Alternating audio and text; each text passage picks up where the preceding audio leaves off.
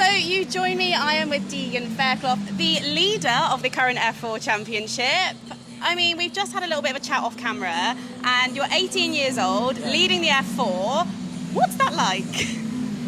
Very good, actually. It's a different lifestyle than normal kids get, but yeah, very, very fortunate and grateful to be where I am.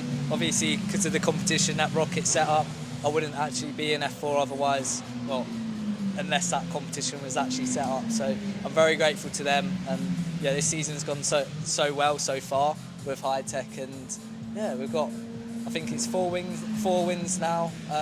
We're supposed to be 5, but we had a mechanical fault at Thruxton which set us back. So it's going well. And I mean, the mindset that you have to kind of keep these races going, not let those things knock you back. Yeah. I mean, I definitely couldn't at that age have that sort of mindset to go, brush it past, keep going, drive harder. Where does that come from, and how do you keep doing that? So I've been racing since 5, and it's always been me and my dad, and we've always been like, go for the win, go for the win, go for the win. And then last year I done F4, and yeah, I was a little bit too eager and just wanting them results so quickly, and there was a lot of mistakes on my behalf, but I've been taught very well this season by High Tech, and obviously the boss, Ollie Oakes.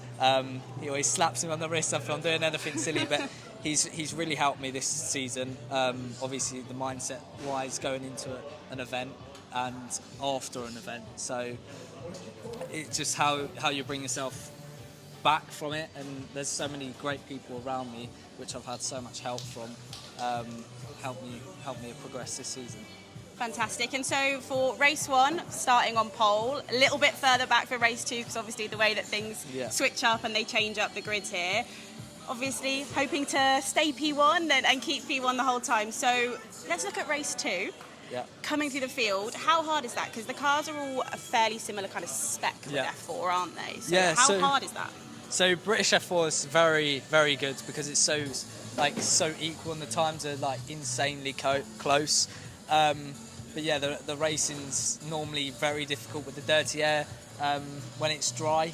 But in the wet, it's not too bad because it's ability. I would say a lot of drivers, you can see a lot of driver talent when it's wet.